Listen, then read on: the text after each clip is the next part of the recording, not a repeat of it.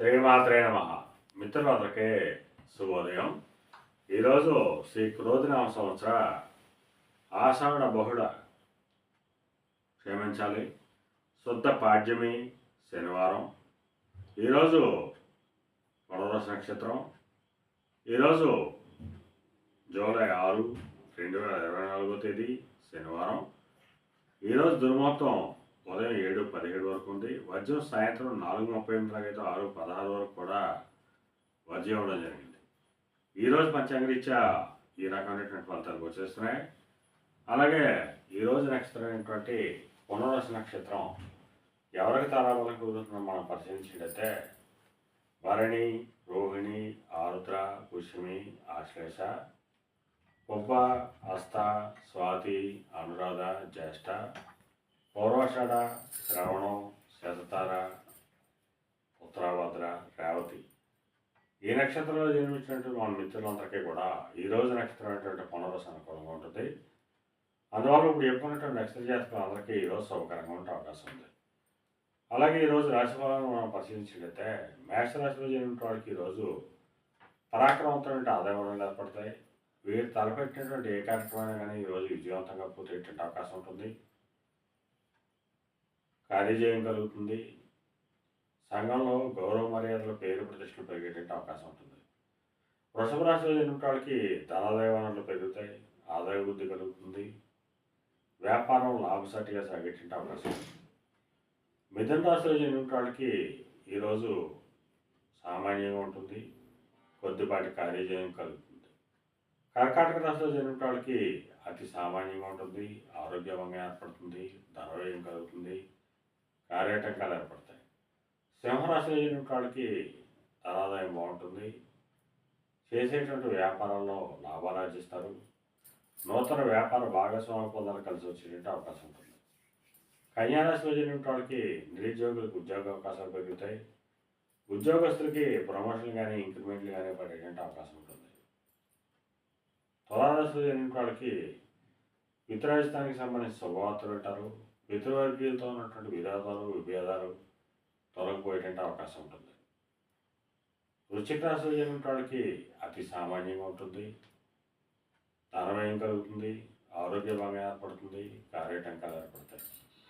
ధనురాశిలో జన్మించిన వాళ్ళకి ఆరోగ్యం చేకూరుతుంది. కళత్రపూర్వక ధనలాభం కలుగుతుంది. ఒక స్త్రీ వల్ల ధనాదాయ వనరులు పెరిగేటువంటి అవకాశం ఉంటుంది. మకర రాశిలో జన్మించిన వాళ్ళకి అంతర్గత బహిర్గత శత్రువుల వల్ల అనేక ఇబ్బందులు ఎదుర్కొనే అవకాశం ఉంది. అందువల్ల శత్రువుల పట్ల అప్రమత్తంగా ఉండవలసిందిగా తెలియజేయడం జరుగుతుంది. కుంభరాశిలో జన్మించిన వాళ్ళకి సంతానానికి సంబంధించిన శుభవార్తలు వింటారు. వారికి సంబంధించి తీసుకున్న నిర్ణయాలన్నీ కూడా ఈరోజు సఫలమయ్యేటువంటి అవకాశం ఉంటుంది. మీన రాశిలో జన్మించిన వాళ్ళకి ఆకస్మిక ప్రయాణాలు చేయాల్సిన అవసరం ఉంటుంది. అటువంటి ప్రయాణాల్లో ప్రమాదాలు ఉంటాయి కాబట్టి తగిన జాగ్రత్తలు తీసుకోవాల్సిందిగా తెలియజేయడం జరుగుతుంది. ఈరోజు ద్వాదశ రాశి యొక్క ఫలితాలు ఈ రకంగా తెలియజేయడం జరిగింది. అలాగే ఈరోజు సమస్త ఆయుధ వ్యాపారంలో ఉన్న వాళ్ళకి కానీ, పాతైన వ్యాపారం చేసిన వాళ్ళకి కానీ, బంగారు వర్తకులు కానీ, బంగారు ఆభరణాలు తయారు చేసిన వాళ్ళకి కానీ, శానిటరీ వర్తకులకు కానీ, సిమెంట్ వర్తకులకు కానీ ఈరోజు మిక్కిలి శుభదాయకంగా లాభదాయకంగా ఉండే అవకాశం ఉంది. అలాగే ఫైనాన్స్ రంగంలో ఉన్న వాళ్ళకి సామాన్యంగా ఉండే అవకాశం ఉంది. ఈరోజు పంచాంగరీత్యా ఈ రకమైన ఫలితాలు గోచరిస్తున్నాయి. అలాగే ఈరోజు శ్రావణ శుద్ధ పాడ్యమి. ఈ రోజు నుంచి క్షమించాలి ఆషాఢ శుద్ధ పాడ్యమి. ఈ రోజు నుంచి ఆషాఢ మాసం ప్రారంభమవుతుంది. పూర్వం నుంచి కూడా ఆషాఢ ప్రారంభంలో శాకాంబరి మాత వ్రతాన్ని చేసేవారు. వీటిని శాకాంబరి నవరాత్రులుగా అమ్మవారిని ఆరాధించి శాకాహారాన్ని తీసుకునేవారు. ఎందువల్లంటే వర్షాకాలం తర్వాత, అంటే వేసవకాలం తర్వాత వచ్చేటువంటి వర్షాకాలంలో వచ్చేటువంటి పదార్థాలకి ఔషధ గుణాలు ఉంటాయి. ఎందువల్లంటే ఎండలు కాసిన తర్వాత వర్షం పడినప్పుడు భూమి తన గుణాన్ని మార్చుకుంటుంది. కొన్ని ఔషధాలని ఉత్పత్తి చేస్తుంది. అందువల్ల ఈ ఎండాకాలంలో వచ్చేటువంటి అనారోగ్యాల నుంచి రక్షించబడాలనుకున్నప్పుడు కొత్తగా పండినటువంటి కూరగాయలను తినడం వల్ల మనిషికి అనారోగ్యాలు రావని, ఇమ్యూనిటీ శక్తి పెరుగుతుందని చెప్పి మనకు శాస్త్రంలో రాయబడి ఉంది.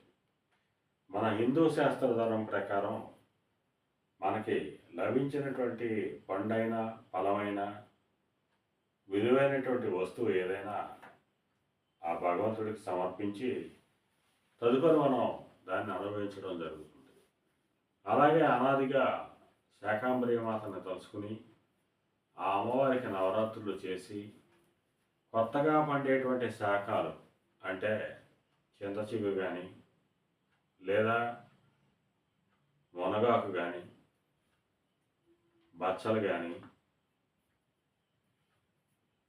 నల్లేరు కానీ ఇటువంటి కొత్తగా వచ్చేటువంటి పంట నుంచి మనం ఆహారంగా తీసుకోవడం వల్ల శరీరంలో ఉండేటువంటి రజోగుణం తగ్గి ఈ కాలానికి అనుగుణంగా మన శరీరం మలసపడుతుందని చెప్పి శాస్త్రాల్లో తెలియజేయడం జరిగింది. అలాగే ఈరోజు శనివారం ఆ పరమేశ్వరుని ఆవు పాలతో అభిషేకించినట్లయితే సర్వశుభాలు కలుగుతాయని చెప్పి శాస్త్రీయ తెలియజేయడం జరుగుతుంది. అలాగే ఈరోజు అదృష్ట సంఖ్యలుగా 1, 5, 6 తెలియజేయడం జరుగుతుంది. ఈ అదృష్ట సంఖ్యలు కనుక మన మిత్రులందరికీ కూడా ఈరోజు అంతా శుభకరంగా ఉండే అవకాశం ఉంది. అలాగే మళ్ళా రేపు శుభోదయం కార్యక్రమంలో మళ్ళీ కలుసుకుందాం. అంతవరకు మన మిత్రులందరికీ మరొకసారి శుభోదయం.